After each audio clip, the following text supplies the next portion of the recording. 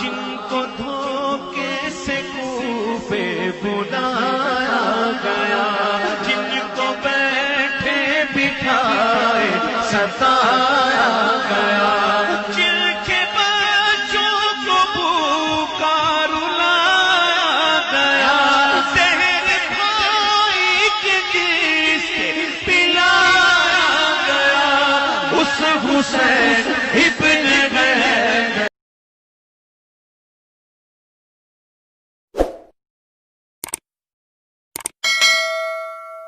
ولا تقولوا لمن يقتل في سبيل الله أموات بل أحياء ولكن لا تشعرون.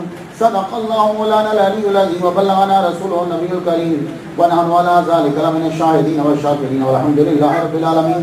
إن الله وملائكته يصلون على النبي يا أيها الذين آمنوا صلوا عليه وسلموا تسليما.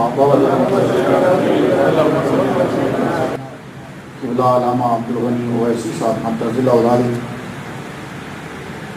اور خلیفہ صاحب اشتیاق قریشی صاحب اور جہاں مسجد کی انتظامیہ، اللہ تبارک و تعالیٰ جل شانہ کا لاکھ لاکھ شکر ہے کہ جس نے ہمیں اشرف المخلوقات انسان پیدا فرمایا. اشرف المخلوقات انسان پیدا فرما کے اپنے پیارے محبوب طالب و مطلوب آقا نامدار مدنی تاجدار عرب و عجم فخر بنی آدم و آدم ہادی و سبل خیر الرسول احمد مصطفیٰ محمد مصطفیٰ صلی اللہ علیہ وسلم کی امت سے پیدا فرمایا. واقعہ کربلا کے مختلف پہلو ہیں اور مختلف طریقے سے اس پر گفتگو کی جا سکتی ہے، لیکن زیادہ تر رجحان یہ ہوتا ہے کہ اس واقعے کو بیان کیا جائے کہ واقعہ کیسے ہوا. اب وہ واقعہ اتنا طویل ہے کہ ایک نشست کے اندر ممکن نہیں کہ اس کو شروع سے لے کے مدینہ سے لے کے مدینہ تک ایک ہی نشست میں بیان کیا جائے. تو میں اس کو دو حصوں میں تقسیم کرتا ہوں. مدینہ سے لے کے کوفہ تک صرف بیان کرتا ہوں، باقی پھر کوفہ سے لے کے کربلا اور کربلا سے واپس مدینہ کل انشاءاللہ مسجد غوث اعظم میں. اتنی ہمت بھی نہیں نہ آپ کے اندر نہ میرے اندر کہ میں اتنی سنا سکوں اور آپ اتنی دیر تک بیٹھے رہیں. یہ واحد ایسا واقعہ ہے کہ واقعے تو کتابوں میں لکھے جائیں تو طویل ہوتے ہیں، واحد واقعہ ہے کہ ریت پہ لکھا گیا اور آج تک مٹا نہیں گیا. آیت سماعت کیجیے، ترجمہ تھوڑا سا پھر واقعے کو میں بڑھاتا ہوں. اللہ تعالیٰ نے قرآن مجید میں کہا وَلَا تَقُولُوا لِمَنْ يُقْتَلُ فِي سَبِيلِ اللَّهِ أَمْوَاتٌ، جو اللہ تعالیٰ کی راہ میں قتل کر دیے جائیں انہیں مردہ نہ کہو. ٹھیک ہے، تو نہ مردہ کہیں تو ہیں کیا؟ بل احیاء، بلکہ وہ زندہ ہیں. وَلَٰكِن لَا تَشْعُرُونَ، تمہارے اندر شعور نہیں سمجھنے کا. شعور ہوتا ہے جانوروں کے اندر، عقل ہوتی ہے انسانوں کے اندر. تو جانور جس چیز سے بھلا اور برا سمجھتا ہے اس کو شعور کہتے ہیں، اور آپ جس کی مدد سے بھلے برے کو سمجھتے ہو اس کو عقل کہتے ہیں. تو مطلب یہ ہوا کہ یہ مسئلہ اتنا ڈیپ ہے، اتنا گہرا اور مشکل ہے کہ آپ کے اندر وہ بھی سینس نہیں ہے جو جانوروں کے اندر ہوتی ہے. تو جب تم سمجھ ہی نہیں سکتے، تو جب تم ایک عام شہید کی زندگی کو نہیں سمجھ سکتے تو جس کے نام پہ گردن کٹا کے بندہ شہید بنتا اس محمد مصطفیٰ کی زندگی کو کیا سمجھو گے؟ لیکن یہ نقطہ سمجھ کیجیے. اللہ نے کہا وَلَا تَقُولُوا، کہو مت، کہو مت. کیا نہ کہیں؟ مردہ نہ کہو. بل احیاء، وہ زندہ ہیں. آپ سب لوگ ذہین بیٹھے ہو، ادب سے وابستگی ہے. شعر کو جو مجمع سمجھ جائے معلوم ہے کہ وہ ادب سے بہت گہرا تعلق ہے اس کا. جو مردہ نہیں ہے انڈرسٹوڈ ہے کہ وہ زندہ ہے.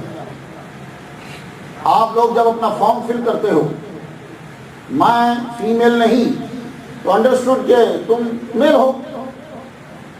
تو کیا جب لکھتے ہو میل تو ساتھ میں لکھتے ہو کہ میں فیمیل نہیں؟ جب تم نے میل پہ ٹک کیا تو آٹومیٹکلی تم فیمیل نہیں ہو. اور پاکستان میں جب لکھتے ہو اسلام تو کیا ساتھ میں یہ لکھتے ہو میں کافر نہیں ہوں؟ نہیں. جب مسلمان ہو تو انڈرسٹوڈ. تو اللہ نے جب کہا کہ مردہ نہ کہو تو سمجھ آ گئی جو مردہ نہیں ہے وہ زندہ ہے. تو جس بات کو ایک پانچویں کا بچہ سمجھ لیتا ہے خالق کائنات قرآن میں لازمی لکھے گا کیوں کہ بل احیاء وہ زندہ ہے. یہ کیا مطلب ہوا؟ قرآن عام کتاب نہیں ہے، وہ بڑی ٹاپ کی کتاب ہے. ایک عام آدمی سمجھتا ہے کہ جو مردہ نہیں ہے وہ زندہ ہے. جو عورت نہیں ہے وہ مرد ہے، جو مسلمان ہے وہ کافر نہیں ہے۔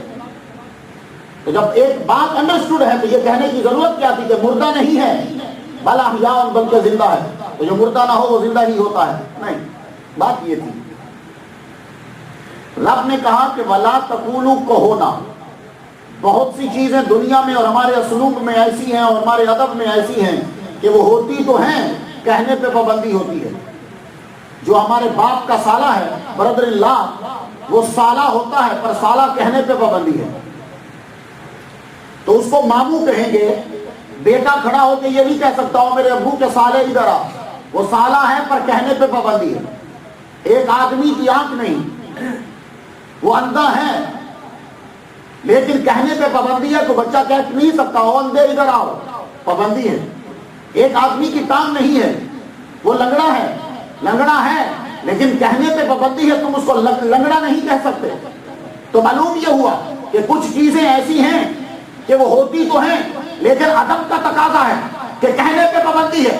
اگر رب اتنا کہتا کہ شہید کو مردہ نہ کہو تو ہم سمجھتے کہ ہے تو مردہ لیکن ادب کا تقاضا ہے کہ اسے مردہ نہ کہو، تو اس سوچ پر پابندی لگانے کے لیے کہا میں ادب کی وجہ سے منع نہیں کر رہا، بل کیا ہو وہ حقیقی طور پہ زندہ ہے۔ اب یہ بل کیا کرتا ہے؟ یہ بل کو صرف علامہ صاحب سمجھ سکتے ہیں جس نے گرامر پڑھی ہے۔ یہ عربی میں بل جب آتا ہے تو کمال کرتا بل ڈال دیتا ہے منکروں میں، کہا بل احیاء، یہ زندہ ہے، اسے مردہ نہ کہو۔ تو اب ذرا خود انصاف کیجئے گا، اہل زبان ہیں آپ سب، کئی آپ میں وہ بیٹھے ہیں کہ جو خود کلام لکھتے ہیں، انصاف کیجئے گا۔ حضرت امام حسین کو مردہ کہنے پر پابندی ہے قرآن کی اس آیت کی روح سے، حضرت امیر حمزہ کو مردہ کہنے پر پابندی ہے قرآن کی اس آیت کی روح سے، حضرت علی کو مردہ کہنے پر پابندی ہے قرآن کی اس آیت کی روح سے، حضرت عمر کو مردہ کہنے پر پابندی ہے قرآن کی اس آیت کی روح سے، شیخ چمنڈے کے شہداء کو مردہ کہنے پر پابندی ہے قرآن کی اس آیت کی روح سے، بدر کے شہیدوں کو مردہ کہنے پر پابندی ہے قرآن کی اس آیت کی روح سے، احد کے شہداء کو مردہ کہنے پر پابندی ہے قرآن کی اس آیت کی روح سے۔ اور جو رب پسند نہیں کرتا کہ حسین کو کوئی مردہ کہے، جب رب پسند نہیں کرتا کہ عمر کو کوئی مردہ کہے، وہ رب پسند کرتا ہوگا جب تم محمد مصطفیٰ کو مردہ کہتے ہو۔ انصاف آپ کیجیے گا۔ اب یہاں ایک اور نقطہ، آپ لوگوں سے جب مکہ مسجد آتا ہوں تو یہاں گفتگو کرنے کا بہت بھائی، تو ماشاءاللہ آپ چیز کو سمجھتے ہیں اور پھر دانت بھی خود دیتے ہو، جب دانت ہو تو پھر بات کرنے کا مزہ آتا ہے۔ اور دوسری بات ہے کہ آپ لوگ اہل زبان ہیں، خود کلام لکھتے ہیں اور ان کے سامنے جتنا مرضی مشکل لفظ ہو۔ ایک بات اور کہوں، اس جگہ پہ تو کہا سورہ بقرہ میں دوسرے پارے میں کہ وَلَا تَقُولُوا لِمَن يُقْتَلُ فِي سَبِيلِ اللَّهِ أَمْوَاتٌ، جو رب کی راہ میں قتل کر دیے جائیں ان کو مردہ نہ کہو۔ یہاں کہا نہ کہو، ٹھیک ہے کہتے نہیں ہیں تو مردہ نہ۔ دیکھو مردہ کسے آپ کہتے ہیں؟ آپ کی لینگویج، میری اسٹڈی میں نہیں اور حقیقت میں بھی نہیں، عام لوگوں کی لینگویج میں مردہ کسے کہتے ہیں؟ میں نے پوچھا مردہ کسے کہتے ہیں؟ کہنے لگے مردہ وہ ہوتا ہے کہ جس کی روح نکل جائے، ٹھیک ہے، جس کی روح باڈی سے نکل گئی، یہ ڈیفینیشن ہے مردے کی عام لوگوں کی نظر میں، حالانکہ یہ ڈیفینیشن انتہائی غلط ہے، لیکن کیا کریں جو ہے تو اس لیے کرنا پڑ رہی مجھے۔ مردہ اسے کہتے ہیں کہ جس کی باڈی سے روح نکل جائے، جس کی گردن کٹ جائے، کہا یہ مردہ ہے، ٹھیک ہے۔ اب ہم نے دیکھا ایک آدمی پاکستان کے اندر شوق میں اس کو گولی لگی، گولی چوری لگی تو گولی سینے کو کراس کر گئی، ہارٹ کو چیرتی ہوئی نکل گئی، وہ آدمی تڑپا، خون نکلا، مر گیا، وہ مردہ ہے۔ ہم نے ایک آدمی کو دیکھا بارڈر کے اوپر، گولی آئی سیدھی اس کے سینے میں لگی، ہاتھ کو کراس کر کے نکل گئی، وہ آدمی تڑپا، خون نکلا، گرا، ہم نے کہا یہ شہید۔ سچویشن میں کوئی فرق نہیں، گولی پاکستان کے چوک میں لگی ہے تو کہاں سے آئی ہم نہیں جانتے، ایک گولی بارڈر پر لگی، سیم کنڈیشن، تو جس نے دونوں کو دیکھا تو سوچنے لگے۔ اللہ کہتا ہے کہ مردہ مت کہو، یہ جو بارڈر پہ مرا سیم کنڈیشن، جو پاکستان کے چوک میں مرا سیم کنڈیشن، چلو کہتے نہیں ہیں لیکن دماغ میں سوچنے لگے کنڈیشن سیم ہے تو مردہ، لیکن ہمیں کہنے پہ پابندی لگائی ہے۔ تو یہ لا محالہ ذہن میں آنا تھا، تو سورہ آل عمران کے اندر پھر اگر آیا وَلَا تَحْسَبَنَّ الَّذِينَ قُتِلُوا فِي سَبِيلِ اللَّهِ أَمْوَاتًا، کہنا تو کچھ تو نے سوچنا بھی نہیں. واحد ایک مسئلہ ہے پوری فکر کے اندر، جورسپروڈنس کے اندر، کہ جس کا سوچنا بھی جرم ہے، ادروائز کوئی ایسا جرم نہیں جس کا سوچنا جرم ہو. علامہ صاحب بیٹھے ہیں، اگر میں سوچوں کہ میں شراب پیوں گا میں مجرم نہیں ہوں، پوچھو ان سے. اگر کوئی آدمی ذہن میں سوچتا ہے کہ میں شراب پیوں گا تو وہ مجرم نہیں ہے، اس کو 80 درے نہیں لگیں گے. کوئی آدمی یہ سوچتا ہے کہ میں قتل کروں گا تو وہ مجرم نہیں ہے جب تک کہ قتل کر نہیں لیتا. تمہارے سوچنے پر، اگر سوچنے سے آدمی مجرم ہوتا کوئی آدمی بھی جنت میں نہ جاتا. یہ یاد رکھو، اگر سوچنے پر بھی پابندی ہوتی تو واحد یہ مسئلہ ہے جورسپروڈنس اور قرآن میں کہ تمہارے سوچنے پر پابندی ہے. رب کے نام پہ جان قربان کر دینے والے کا یہ مقام ہے، کہنا نہیں تو سوچ بھی نہیں سکتا کہ یہ مردہ. تو یہ ہے کیا والاحیاء ان کے زندہ ہے. میں نے ایک صاحب سے پوچھا زندگی کسے کہتے ہیں؟ کہنے لگے زندگی یہ ہوتی ہے کہ روح جسم کے اندر ہو، اس کو زندگی کہتے ہیں. اب جو اسکولوں میں پڑھایا جائے گا وہی ہم لوگوں کو آئے اور وہی ہم آگے رپیٹ کرتے ہیں. اس میں کوئی ڈاکٹر یا PhD ہونا کوئی خاص بات نہیں ہے. ڈاکٹر جھوٹ بولتا ہے جو اس کو پڑھایا جاتا ہے، اس بیچارے کا قصور ہی کوئی. اگر ڈاکٹر کی اپنی ریسرچ ہوتی تو کبھی بچے کو دودھ نہ دیتے ڈبے کا، کیونکہ اس میں آئرن زیادہ ہوتا ہے، بچے کو آئرن کی ضرورت ہی نہیں ہے. تو ڈاکٹر کو جو پڑھایا جائے گا وہ وہی بولے گا، PhD کو جو پڑھایا جائے گا وہ وہی بولے گا. اس لیے ڈاکٹر اور PhD ہونا کمال کی بات نہیں، محمد کا نوکر ہونا کمال کی بات ہے. کیونکہ علم ان کے در سے ملتا ہے. یہ بات ہے علم ان کے در سے ملتا ہے. تو جو ان کے در کے غلاموں نے کہا آج دنیا کو ماننا پڑا. یہ کبھی پھر گفتگو کریں گے. میں نے پوچھا زندگی کیا ہے؟ کہنے لگے زندگی یہ ہے کہ انسان کی باڈی میں روح ہو. تو میں نے کہا میں آیت الکرسی پڑھنا چاہتا ہوں. بسم اللہ الرحمن الرحیم. اللہ لا الہ الا هو الحی القیوم. اللہ زندہ ہے. اللہ لا الہ الا هو، اللہ وہ ہے کہ جس کے سوا کوئی معبود نہیں. هو الحی، وہ زندہ ہے. اب بتا اللہ کی باڈی میں روح ہے کہ نہیں؟ سارے مولوی بھی بیٹھ جائیں، مفکر بھی بیٹھ جائیں، سارے PhD بیٹھ جائیں، اللہ کہہ رہا میں زندہ ہوں. بتا زندگی کی ڈیفینیشن یہ ہے کہ روح جسم میں ہو. یہی تو پرابلم تھی. اور ظالموں خود اپنی جہالت کو تسلیم نہ کیا اور نبی کو کہہ دیا کہ مر گیا ہے. اپنی جہالت تسلیم کر، تجھے زندگی کی ڈیفینیشن ہی نہیں آتی. تو جب زندگی کی تعریف نہیں آتی تو محمد مصطفیٰ کی زندگی کو سمجھے گا کیا؟ اسی پہ سٹاپ کرتا ہوں. نقطوں پہ چلا تو ٹائم چلا جائے گا. مجھے واقعہ سنانا ہے تھوڑا سا. عبداللہ ابن زبیر اور امام حسین مسجد میں جلوہ فرما. دونوں مسجد میں بیٹھے ہیں، گفتگو ہو رہی. عشاء کی نماز پڑھ چکے ہیں. عشاء کی نماز پڑھ کے مسجد سے لوگ چلے گئے. مدینہ ہے، مسجدوں کی سردار میں عبداللہ ابن زبیر اور امام حسین جلوہ فرما ہے. عبداللہ بن عمر بن عثمان چھوٹا سا لڑکا، 13 سال اس کی عمر، مسجد نبوی میں داخل ہوا. کہنے لگا حسین اور عبداللہ ابن زبیر سے کہا آپ دونوں کو مدینے کا گورنر بلا رہا ہے. امام حسین نے سر جھکایا. عشاء کی نماز ہو چکی ہے. گورنر جو ہے وہ مغرب سے بعد ملتا نہیں، شام سے پہلے ملتا ہے. اس نے عشاء کے بعد بلایا ہے، لگتا ہے کہ امیر معاویہ کا انتقال ہو گیا ہے. یہ امام حسین نے کہا. تو عبداللہ ابن زبیر کہنے لگے پھر کہا اب اگر شام کو بلایا ہے تو یزید کا آرڈر آیا ہوگا کہ فوراً بیعت لے لو. تو کیا کریں؟ امام حسین نے کہا میں تو جاتا ہوں. عبداللہ ابن زبیر کہنے لگے کچھ بندے ساتھ لے جائیے گا، اکیلے مت جائیے گا. 50 بندے امام حسین نے ساتھ لے لیے. گورنر ہاؤس میں داخل ہوئے. گورنر کھڑا ہو گیا احترام کے لیے. امام حسین رضی اللہ تعالیٰ عنہ کو جھک کے سلام کیا. عرض کرنے لگا حضور امیر معاویہ کا انتقال ہو چکا. آپ نے پڑھا انا للہ و انا الیہ راجعون. کہنے لگا دوسرا آرڈر یہ ہے کہ یزید یہ کہنے لگا عبداللہ ابن زبیر اور حسین سے ہر صورت میں بیعت لے کر ابھی مجھے آرڈر دو، میرا آرڈر واپس تعمیر کے ساتھ واپس بھیجا جائے. امام حسین نے سر کو جھکایا، کہنے لگے گورنر دیکھ ابھی شام ہو چکی، رات ہو گئی، میں تجھے سوچ کے صبح بتاؤں۔ آپ واپس آ گئے۔ مروان کہنے لگا تو نے بہت بڑی غلطی کی، ابھی بیعت لے لیتا، اب تو کبھی بیعت نہیں لے سکے۔ امام حسین آئے، گھر آ کے سب کو بٹھایا، کہنے لگے سنو غور سے، امیر باغیہ کا انتقال ہو چکا ہے، یزید اپنی بیعت لینا چاہتا ہے، حسین بیعت نہیں کرے گا، تم لوگوں کا کیا ارادہ ہے؟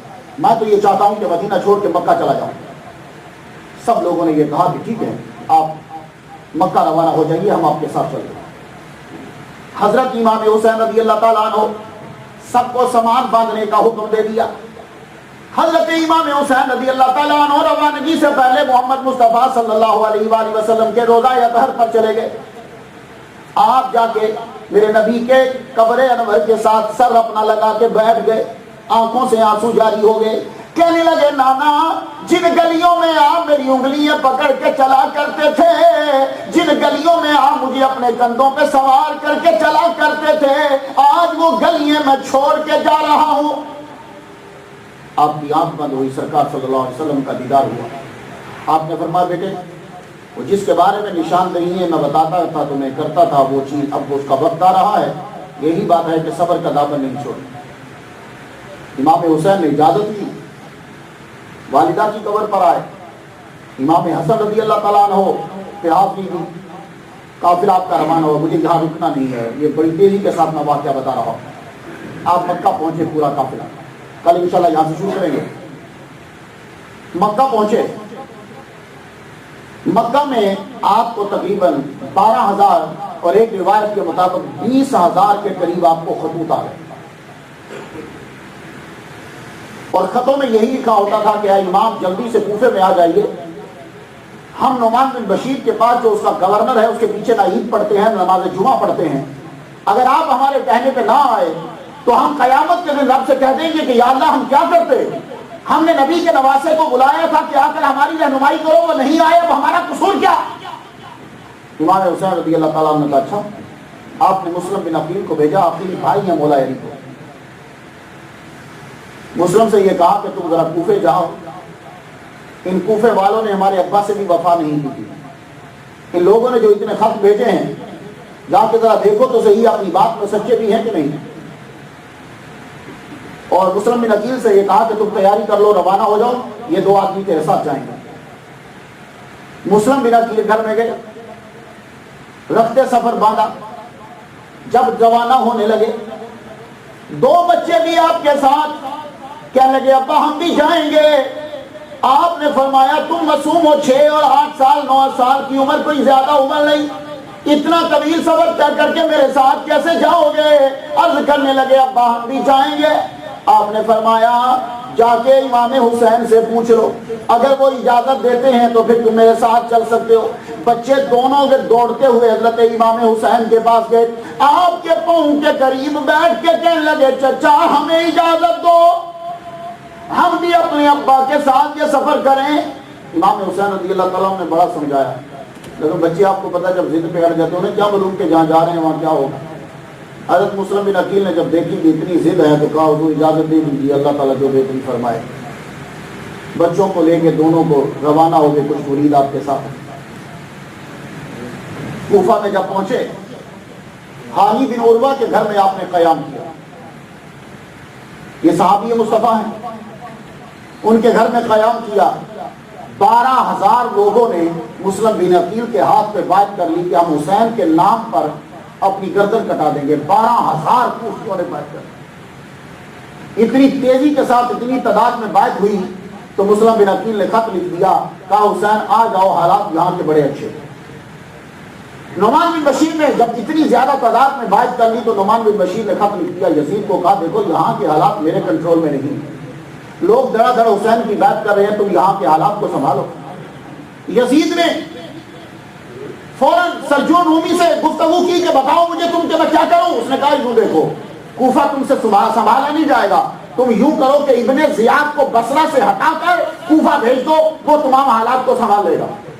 اب ابن زیاد کو بلایا گیا، ابن زیاد کو بلا کر وہ کوفہ بصرہ کا بھی گورنر اور کوفہ کی گورنری بھی اسے دے دی گئی اور کہا جاؤ تم جا کے لوگوں کو میری بات پہ پکا رکھو اور یہ جو حسین کی بات کر رہے ہیں اس سے لوگوں کو ہٹاؤ۔ ابن زیاد آیا قادسیہ کے مقام پر، جب رکا فوراً اس نے لباس وہ پہنا جو امام حسین پہنتے تاکہ لوگ مجھے پہچان نہ سکیں۔ کوفے کے لوگ انتظار کر رہے کہ امام حسین آ رہے، بس آئے پہنچنے ہی والے، ہر ایک کی آنکھیں اسی جانب ہیں، لیکن یہ امام حسین کا حجازی لباس پہنتا جب کوفہ میں داخل ہوا، کوفہ کے لوگوں نے یہ سمجھا امام حسین آ گئے، سب لوگ گلیوں میں بیٹھ کھڑے آپ کا استقبال کر رہے۔ ان کو کیا معلوم کہ یہ لباس میں چھپا ہوا حسین نہیں ہے، یہ تو بھیڑیا ہے۔ سب لوگ نعرے لگانے لگے شاید حسین تنہا آ گئے۔ ابن زیاد گھوڑا سر پر دوڑاتے دوڑاتے سیدھا قلعے میں داخل ہوا، قلعے کا دروازہ بند کیا، پروانہ دکھایا اور کہا تم مظلوم، اب میں گورنر ہوں یہاں کا۔ اب وہاں کا جب پروانہ دکھا دیا، فصیل کے اوپر چڑھا، چڑھنے کے بعد اس نے اپنا سارا لباس کو نقاب کا اتارا، کہنے لگا میں ابن زیاد ہوں، نیا گورنر، تم سب لوگوں سے گفتگو میں صبح کروں گا، واپس چلے جاؤ۔ صبح جب ہوئی ابن زیاد نے اعلان کروایا کوفہ کی جامع مسجد میں سب لوگ جمع ہو جاؤ، نیا گورنر جو ہے وہ تقریر کرے گا۔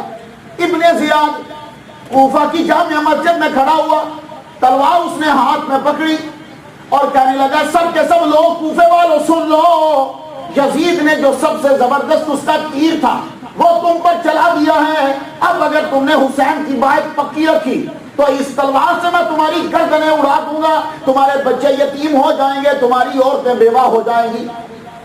کوفے والے آگے اسی طرح کے آدمی تھے، سب کے سب جو ہے وہ کام پہ آہستہ آہستہ جاتے رہے۔ اعلان ہو گیا، سنبھال لیا انان حکومت کو۔ مسلم بن عقیل کے اتنے زیادہ نمازی، جب یہ اعلان ہوا امام مسلم بن عقیل نے نماز پڑھائی، فجر کی نماز میں بے تحاشا لوگ، اعلان جو پھیلتا گیا، ظہر کی نماز میں اور کم ہوئے، عصر کی نماز میں اور کم ہو گئے۔ گلی کے اندر پیادہ جو ہے وہ اعلان کرتا جا رہا ہے کہ جو بھی مسلم بن عقیل کے ساتھ پایا گیا اس کی جائیداد چھین لی جائے گی، بچے یتیم ہو جائیں گے، اس کی بیوی بیوہ ہو جائے گی، اور تم اپنی جانیں بچاؤ۔ یہ اعلان جس جس کے کان میں پڑتا ہے وہ مسلم بن عقیل سے ہٹتا جا رہا ہے۔ مغرب کی نماز کا وقت آیا، مسلم بن عقیل نماز پڑھا رہے۔ مغرب کی نماز پڑھانے کے بعد جب نماز مکمل ہوئی، آپ نے سلام پھیرایا، السلام علیکم ورحمۃ اللہ۔ دائیں طرف جب دیکھا اپنا بڑا بیٹا نظر آیا، سب لوگ چلے گئے۔ بائیں طرف جب سلام پھیرا چھوٹا بیٹا نظر آیا اور سب کے سب نماز چھوڑ کے چلے گئے، کوفی بے وفائی کر گئے۔ مسلم بن عقیل سلام پھیرنے کے بعد وہی سر چکا کے بیٹھے، اپنے بچوں کو دیکھ رہے ہیں۔ ایک کی 6 سال عمر ہے، محمد، اور ابراہیم بڑا 8 سال کا ہے۔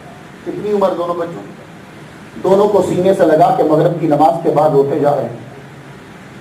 نماز پوری کی، نماز پڑھنے کے بعد جو ہی مسجد سے نکلنے لگے تو مسجد کی باہر کی سیڑھیوں پہ پاؤں رکھا تو قاضی شرح گلی سے گزرتا ہوا نظر آیا۔ یہ قاضی شرح مولا علی کے دور کا جج ہے، چیف جسٹس۔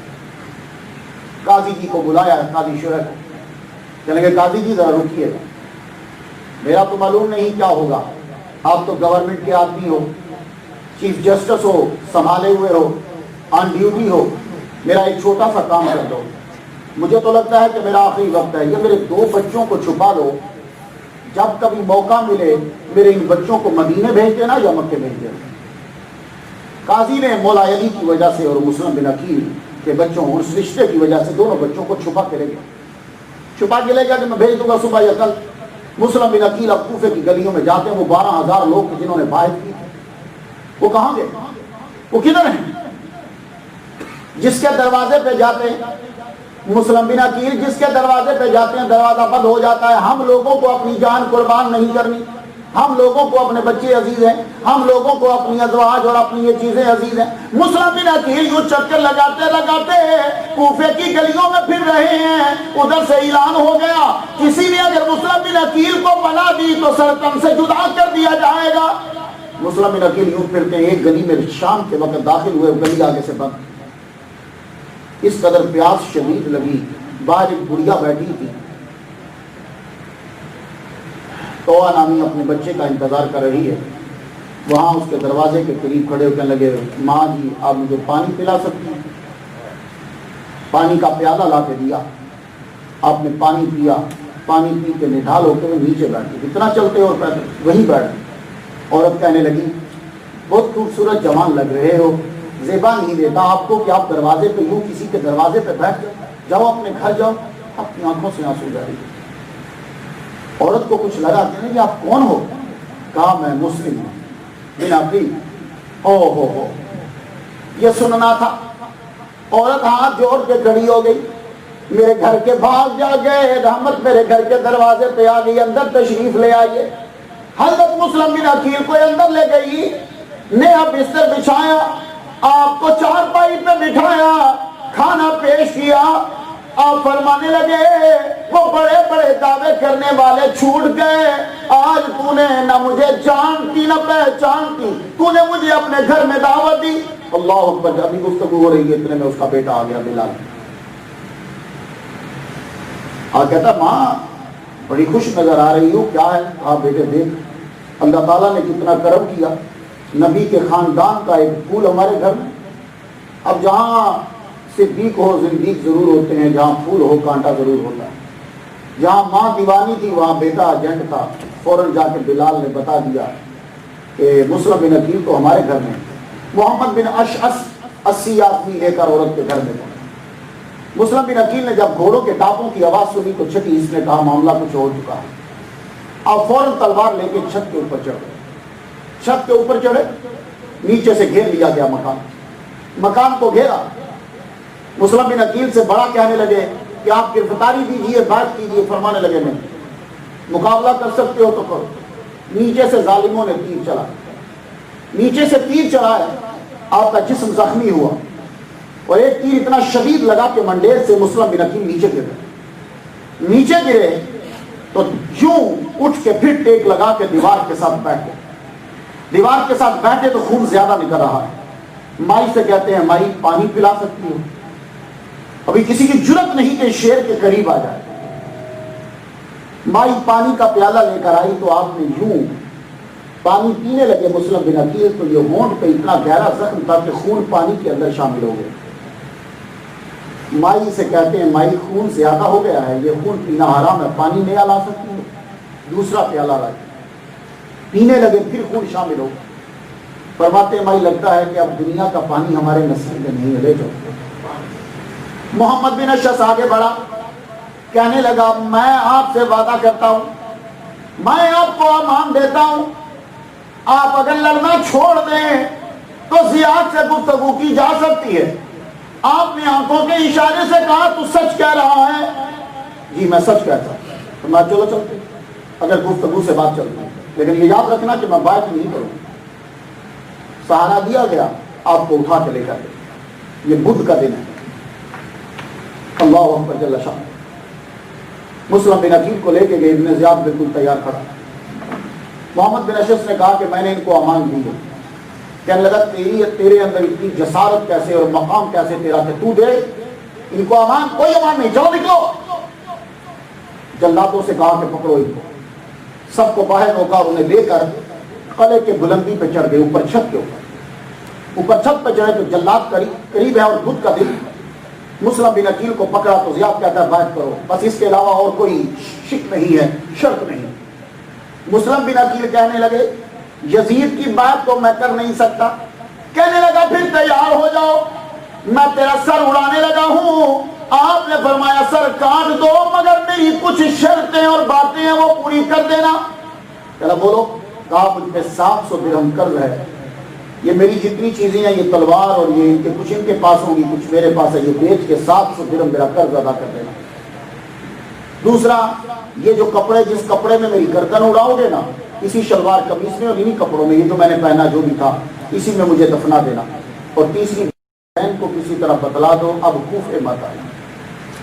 زیاد کہنے لگا یہ بات تو ہو نہیں سکتی، تو پہلی دو کی کوشش کرتا ہوں۔ آپ کو جلاد سے یہ کہا گیا آپ کا سر تن سے جدا کر دیا گیا بدھ کے دن۔ انا للہ و انا الیہ راجعون۔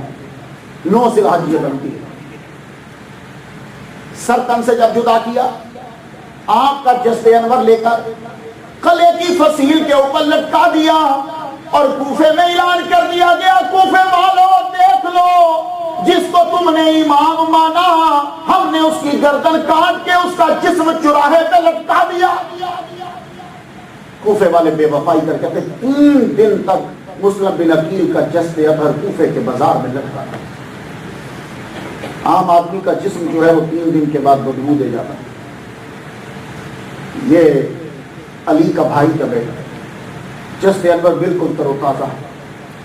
ادھر آپ کا سر تن سے جدا ہوا قاضی شرح کو پتہ چل گیا، فجر کا وقت ہے، قاضی شرح نے نماز پڑھی تو اپنے بیٹے اسد سے یہ کہتا ہے، بچے باب الاراکین سے ایک قافلہ جا رہا ہے، جو دونوں بچوں کو چھپا کے اس قافلے کے ساتھ شریک کر دے اور جلدی جا، کسی کی نظر نہ پڑے ان بچوں کے اوپر۔ قاضی شرح کا بیٹا دونوں بچوں کو لے کے گیا۔ اب قافلے تک پہنچتے دیر لگ گئی، قافلہ اپنی جگہ سے چھوٹ گیا، بس صرف گھنٹیوں کی آواز آ رہی ہے جو اونٹوں کے گلے میں۔ دور سے اشارہ کر کے اسد کہتا ہے، بچوں دوڑ کے اس قافلے سے مل جاؤ، یہ قافلہ جا رہا ہے۔ اب 6 اور 8 سال کا بچہ کتنی تیزی دوڑے، یہ بچے اس گھنٹی کی آواز کے پیچھے دوڑے، پاؤں میں جوتے نہیں، سر پہ کپڑا نہیں، وہ ایک لمبا صرف وہ چوگا وہی پہنا اور پٹکاسا انہوں نے ڈالا ہوا ہے۔ بال ان کے وہ بچے جیسے آل رسول اہل بیت کے بال لمبے ہوتے ہیں، بال ان کے ذرا لمبے، قافلے کے پیچھے دوڑنے لگے۔ ابھی سورج نے آنکھ کھولی نہیں، ابھی اندھیرا ہے، سورج ابھی جاگے گا، کوفے کی زمین کو دیکھے گا، ابھی انگڑائی لے گا، بچے اس سے پہلے صحرا میں چل پڑے۔ بچے جب دوڑے، قافلہ کہیں دور نکل گیا، بچے کہیں سائڈ پہ نکل گئے۔ سورج نکل آیا، اس کی تپش ریت کے اوپر پڑی، مگر قافلہ نظر نہیں آیا۔ نشان تو نظر آ رہے، قافلہ نظر نہیں آیا۔ قافلہ تو دور نکل گیا۔ دونوں معصوم بچوں نے ایک پولیس والوں کو آتے ہوئے دیکھا تو ایک دم سے بچے جو ہیں انہوں نے رخ چینج کر کے جھاڑیوں کی طرف کیا۔ آپ کو معلوم ہے کہ دریا کے کنارے کے اوپر گھاس پھوس اگ جاتا، ان جھاڑیوں کی جانب رخ کیا، تیزی سے دوڑے۔ پولیس والوں کو شک پڑا کہ 2 بچے، پولیس والے پیچھے، شرطے پیچھے اور یہ آگے۔ جوں ہی یہ اندر گئے، جھاڑیوں کے قریب جا کے کھوکھلے تنے کے اندر ایک درخت پرانا، اس کھوکھلے تنے کے اندر جا کے بیٹھ گئے۔ بیٹھے ہوئے سہمے ہوئے ہیں، کیونکہ قاضی شرح سے پتہ چل گیا تھا کہ ابا کا سر تن سے جدا کر دیا گیا۔ اللہ اکبر جل شانہ۔ کھوکھلے تنے میں بیٹھے ہوئے، لیکن دونوں بچوں کے پیچھے سے جب سورج آیا، سورج نے روشنی جب اپنی روشنی جب جسم پہ ڈالی، جسم کا سایہ پانی پہ آیا۔ پولیس والے تو کہیں نکل گئے، مگر یہ بچے سہمے بیٹھے رہے۔ ایک عورت کنارے پہ جب پانی بھرنے آئی، یوں جھک کے جب پانی بھرنے لگی، سائے پانی میں دیکھے، ایک دم سے نظر اٹھائی، 2 بچے کھوکھلے تنے میں بیٹھے نظر آئے۔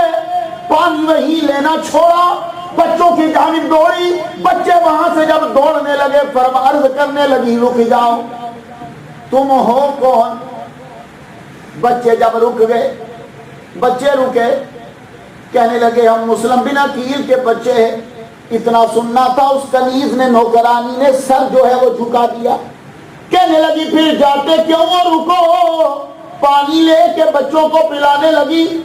ایک بچے نے پانی تو پی لیا، دوسرا پانی پینے لگا، تو یوں پانی ڈالتی جائے، وہ بچہ بڑا ابراہیم زمین پہ دیکھتا جائے، پانی گرتا جائے اور وہ دیکھتا جائے، پانی گرتا جائے وہ دیکھتا جائے۔ اللہ اکبر۔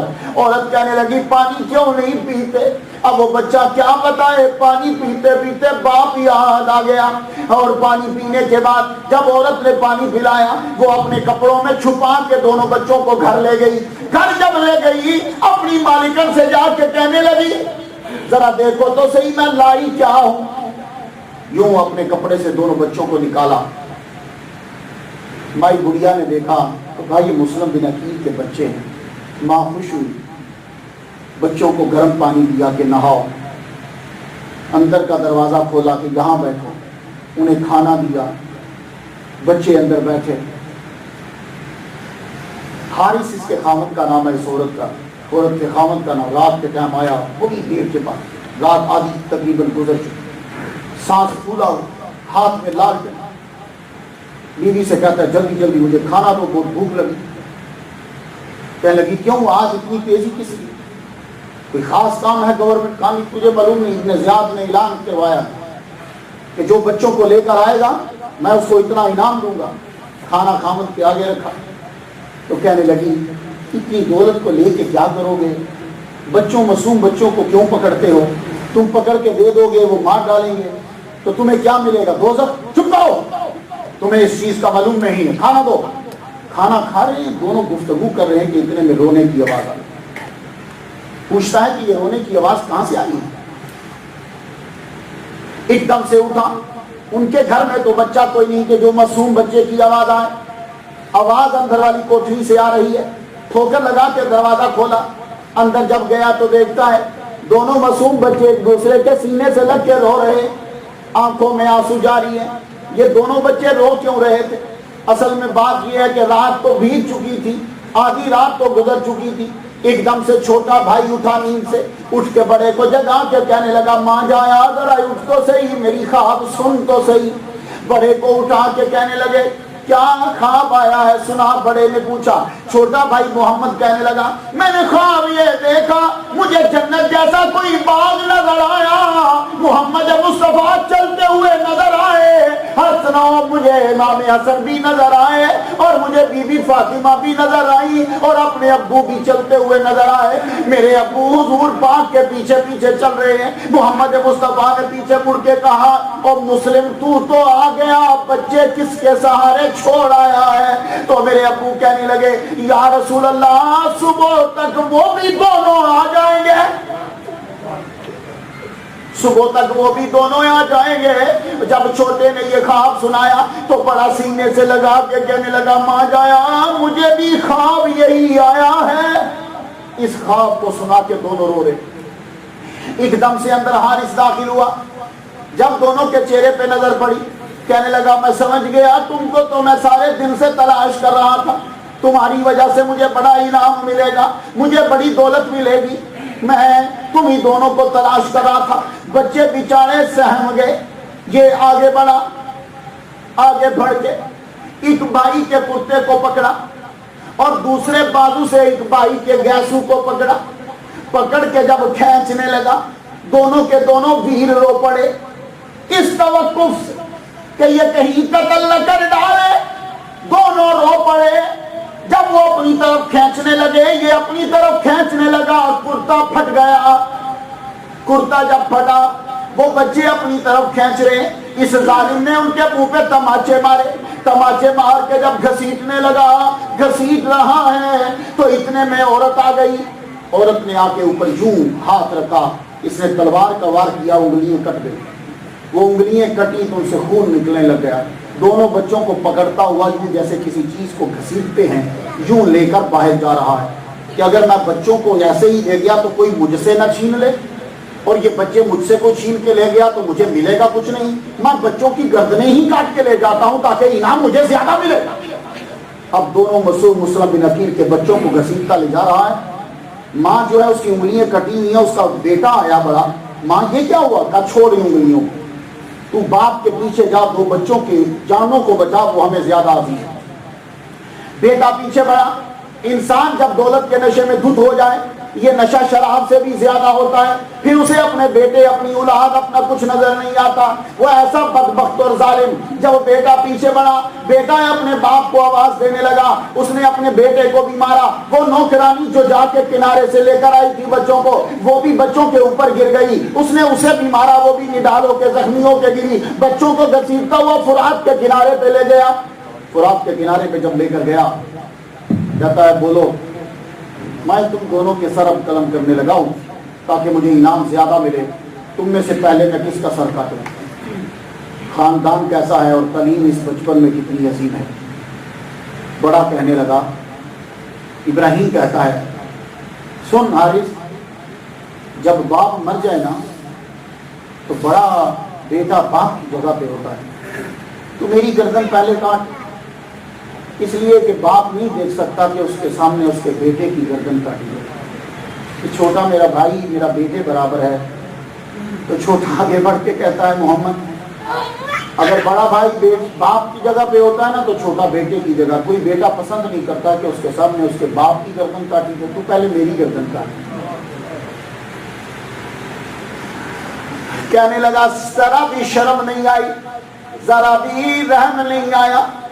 کہنے لگا بچوں تم نے تو مجھے مشکل میں ڈال دیا. دونوں بولے تیری مشکل حل کر دیں گے، مشکل کشا والے ہیں ہم دونوں، آپس میں گلے ملتے ہیں، ایک بار سے دونوں کی گردن اڑا دے. ظالم کو پھر بھی شرم نہیں آئی. دونوں فرات کے کنارے پہ یوں ملے، جب آپس میں بغل گیر ہوئے اس ظالم نے ایک وار کیا، سر تن سے جدا کر دیے. انا للہ و انا الیہ راجعون. اور دونوں دھر پکڑ کر فرات کے پانی میں پھینک دیے، سروں کو رومال میں باندھا اور وہاں سے بھاگا جلدی کہ بھائی ابن زیاد میں جا کے دوں اور ابن زیاد کو پکڑاؤں، مجھے سب سے زیادہ انعام ملے کہ میں نے بچوں کی گردنیں اڑا دی. اللہ تعالیٰ کی قدرت دیکھیے کہ جو مسلم بن عقیل کا دشمن ہے، جب یہ سر لے کر دربار میں پہنچا تو ابن زیاد نے پوچھا کس کے سر ہیں؟ مسلم بن عقیل کے بیٹوں کے سر ہیں. خاص بے وقوف احمد، اگر یزید نے زندہ بچے مانگے بادشاہ نے تو میں کہاں سے دوں گا؟ تیری جرت کیسے ہوئی کہ میرے پوچھے بنا تو ان کی گردنیں کاٹے؟ ہے کوئی میرے دربار میں کہ جو جا کے اس کا سر کاٹ کے لائے؟ مقاتل کھڑا تھا مجمع میں، اہل بیت کا بول حضور مجھے نوکری سونپی ہے، یہ کام میں کروں گا. ایک دم سے پلٹا تھا. مقاتل نے پکڑا حارث، جس طرح اس نے بچوں کو گھسیٹا تھا ویسے ہی گھسیٹتا ہوا ہی جا رہا اور وہ رو رہا میری جائیداد لے لو. کہا وہ جائیداد جو تم نے دوزخ میں بنائی ہے، اب میری جتنی پراپرٹی ہے سب لے لو. کا کچھ نہیں چاہیے.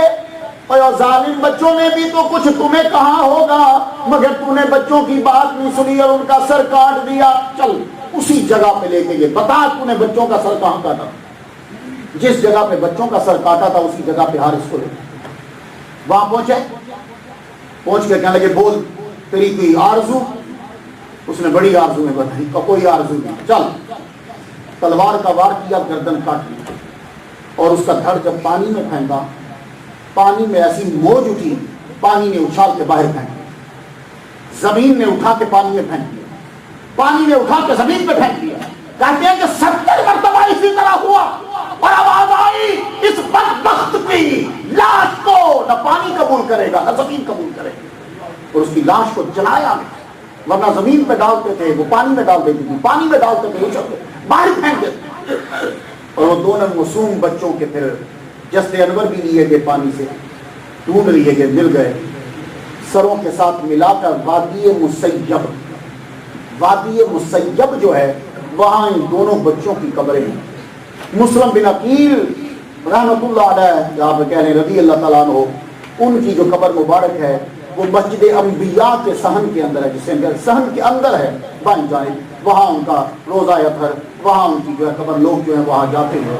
یہاں دونوں کی شہادت، جس دن مسلم بن عقیل کی شہادت ہوئی اس کے ایک دن پہلے امام حسین رضی اللہ تعالیٰ عنہ مکہ سے بنا حج کیے چل پڑے. مکہ میں ذی الحج تھا اور امام حسین رضی اللہ تعالیٰ عنہ نے 25 حج پیدل کیے.